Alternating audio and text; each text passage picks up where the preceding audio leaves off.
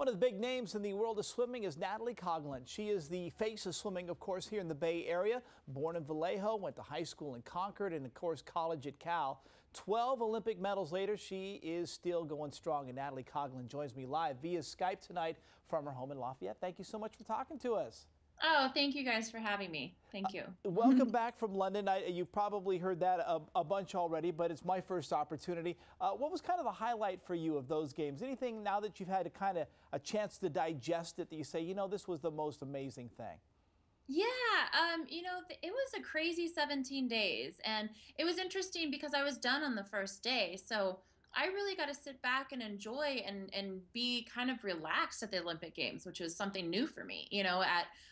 In Athens and in Beijing, I had 5 events and 6 events, so I was swimming almost every session.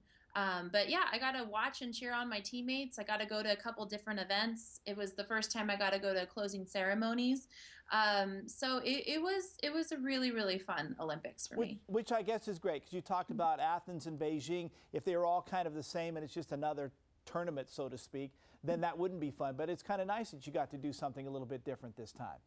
Yeah, it wasn't, swimming only one event wasn't my goal going into this year. And honestly, I didn't have a great season, but I am so lucky to have still qualified for my third Olympic team and to have earned a medal and gotten to represent my country. So things didn't work out perfectly, but they find a way of working out for the best. Well, and I think everybody here loves what you do and appreciates your effort no matter how it comes out. So we here in the Bay Area love you. So not just a swimmer, but also a surfer. And as I understand, you love being in the kitchen. By the way, Raj says, how are the chickens?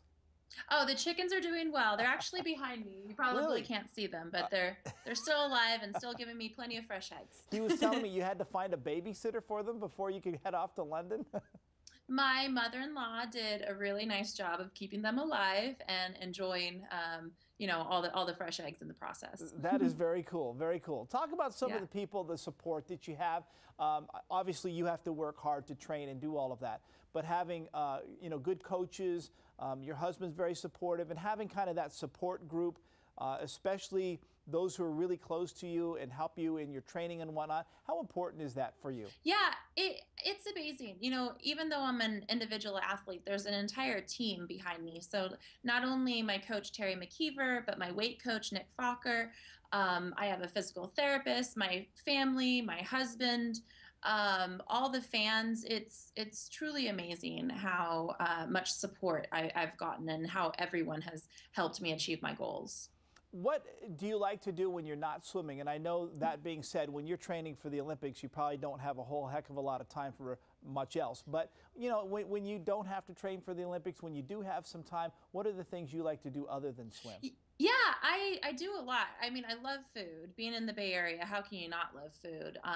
So I really enjoy cooking, and I have this wonderful garden here in Lafayette. And between gardening and cooking, they're two really good hobbies that help support my swimming and help support an active, healthy lifestyle. But yeah, basically my afternoons are filled with cooking and gardening and recovering from the day's training. What would you say is your gold medal dish that you prepare? Ooh, my gold medal dish. Well, tonight I'm going to make steamer clams, but that's really easy. I'm really good at risottos.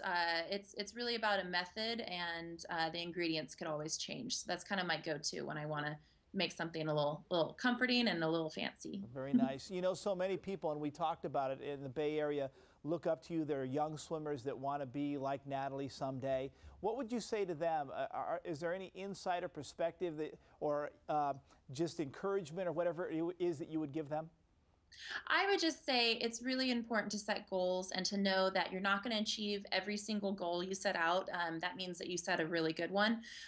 Setbacks are an important part of the entire process, and to be patient and know that oftentimes the biggest setbacks in your career are often the ones that help you the most in the future. So now, have you set new goals? I mean, you mentioned your swimming goals, but now do you have new ones? Say, okay, London's done. Here's what I'm going to do next. I am still figuring all that stuff out. I'm still trying to figure out what my swimming career is going to be. I love swimming, and I kind of want to continue, so I need to look at it and talk with my husband about that. And I have some wonderful opportunities outside the pool that I need to explore as well. So I'm not getting any younger, so I need to make a decision. But fortunately, it doesn't have to be within the next week or so. Having spent some time with the this year's Olympian U.S. Olympian swimmers, what would you say about the team next year? I mean, we did see some new young people come up, and they did fantastic, and kind of new American heroes. How would you size up the next generation of swimmers coming up behind you? There are some great swimmers coming up in the ranks. We have some depth from top to bottom, which we really haven't had in a long time. Like, we've had some breakout stars over the past, 10 years, but we haven't had the depth that we saw in London. So it's really exciting for the next Olympics, and even just the next few years. We have some really great personalities, great people, but also amazing athletes. All right. Thank you so much, Natalie Coughlin, for your time tonight. We always appreciate it. Great to chat with you. And once again, congratulations. Thank you very much. And thank you guys for all the support. I really, really appreciate it. Anytime. Our pleasure. The least we could do.